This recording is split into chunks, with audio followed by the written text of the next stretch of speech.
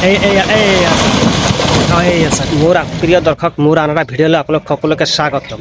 বৰ্তমান মই উপস্থিত আছোঁ বিশ্বনাথ জিলাৰ ননকা জাপুৰগুৰি, য'ত আজি বিশ্বনাথ জিলা প্ৰশাসনৰ জৰিয়তে উচ্ছেদ অভিযান চলি আছে। আৰু দেখা পাইছে মোৰ পিছফালে বিল্ডিং ঘৰখন, ছাদঢলা বিল্ডিং মছজিদ হয়। এয়া হৈছে বিশ্বনাথ জিলাৰ ননকা জাপুৰগুৰি ভিজিআৰৰ ভূমি।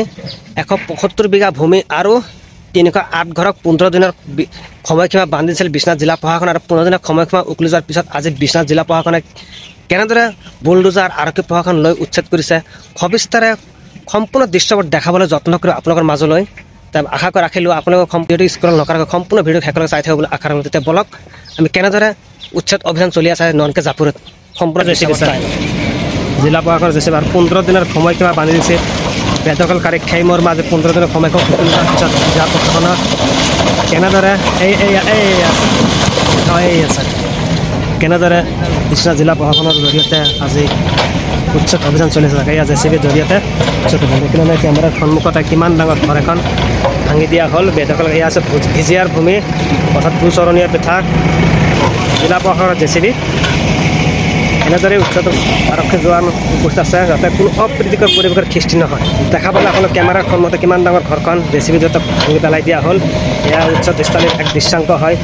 আৰু উচ্ছেদ বুলি ক'লে আমি যি সচৰাচৰ টিভিত বা নিউজত বা সামাজিক মাধ্যমত যি দেখা পাওঁ, আৰক্ষী প্ৰশাসন বুলডোজাৰ আৰু বেদখলকাৰীৰ মাজত এক পাক বিতণ্ড অপ্ৰীতিকৰ পৰিৱেশৰ সৃষ্টি হয়। কিন্তু ইয়াত এক ব্যতিক্ৰমী দৃশ্য দেখা পোৱা গৈছে যে যি বিশ্বনাথ জিলাৰ আৰক্ষীৰ বিষয়ে বেদখলকাৰী যি সময়সীমা বান্ধি দি আছিল, সেই সময়সীমাত যিহেতু বেদখলকাৰী নিজেই নিজৰ ঘৰ দুৱাৰ ভাঙি গুচি গ'ল। আৰু যি অৱশিষ্ট থাকি গ'ল সেয়া জেচিবিৰ জৰিয়তে বিশ্বনাথ জিলা প্ৰশাসনে আজি একফালৰ পৰা চাফাই অভিযান আৰম্ভ কৰিছে। এয়া চাওক, আৰু এইফালে চাব, এয়া চাওক সম্পূৰ্ণ এয়া ভিজিআৰ ভূমি। ৰাস্তাত দুইকাষ মানুহবিলাক চাওক কিমান জুম মান চাই থিয় হৈ দেখি আছে। সম্পূৰ্ণ দেখা পাইছে নহয়, এয়া হৈছে ভিজিআৰ ভূমি, বিশ্বনাথ জিলাৰ ননকা জাপুৰগুৰি ভিজিআৰ ভূমি হয়। আৰু দুচৰণীয়া পথাৰ, আৰু ইয়াত 175 বিঘা ভূমি উচ্ছেদস্থলী 1 মিটাৰ ভিতৰত সোমাব দিয়া নাই, যিহেতু এটা অপ্ৰীতিকৰ পৰিৱেশ আৰু পৰিৱেশ বিনিষ্ট নহয় তাৰ প্ৰতি লক্ষ্য ৰাখি বিশ্বনাথ জিলা প্ৰশাসনে কিছু নিয়ম নীতি অৱলম্বন। এয়া চাওক বিশ্বনাথ জিলা প্ৰশাসনৰ উচ্ছেদ অভিযান জেচিবি ভিতৰত এয়া চাওক, এয়া আৰক্ষী জোৱানসকল উপস্থিত আৰু এয়া চাওক উপস্থিত মানুহ চাওক থিয় হৈ আছে। এইফালে চাব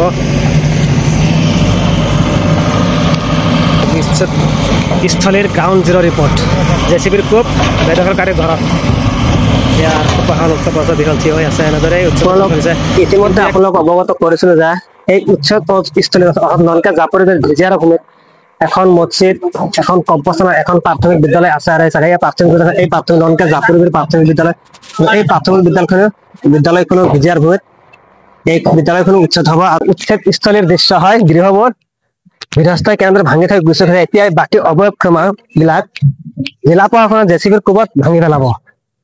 উচ্ছেদস্থলীৰ পৰা একদম সম্পূৰ্ণ দৃশ্য, যাক কোৱা হয় গ্ৰাউণ্ড জিৰ' ৰিপৰ্ট। উচ্ছেদস্থলী বেদখলকাৰীক ঘৰ ভাঙি দিয়াৰ পিছত তেওঁলোকৰ এক জীয়া ছবি হয়। চাওক প্ৰচণ্ড গৰমত, বৰষুণ গৰমত চাওক প্লাষ্টিকৰ ভিতৰত এনেদৰেই বহি আছে। আৰু যদি বৰষুণ আহে কেনেকুৱা অৱস্থা চাওক।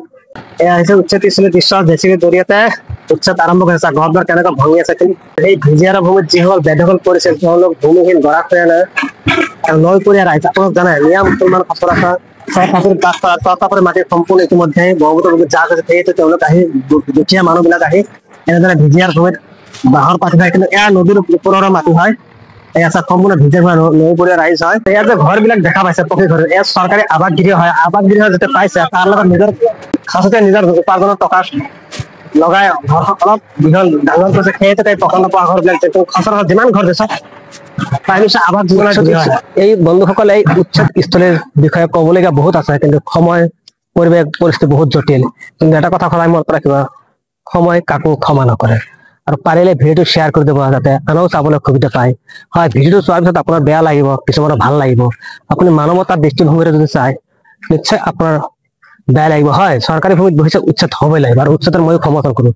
কিদৰে উচ্ছেদ হ'ব লাগে আপোনালোক জানে। আৰু উচ্ছেদ কৰাৰ পিছত এই সমস্যাটো বেদখলকাৰী সমস্যাটো কেনেকৈ সমস্যা চিৰদিনৰ সমাধান কৰিব তাৰ ওপৰত ধুনীয়া মতামত দি যাবলৈ আশা ৰাখিলো। জয় হিন্দ, জয় আই অসম।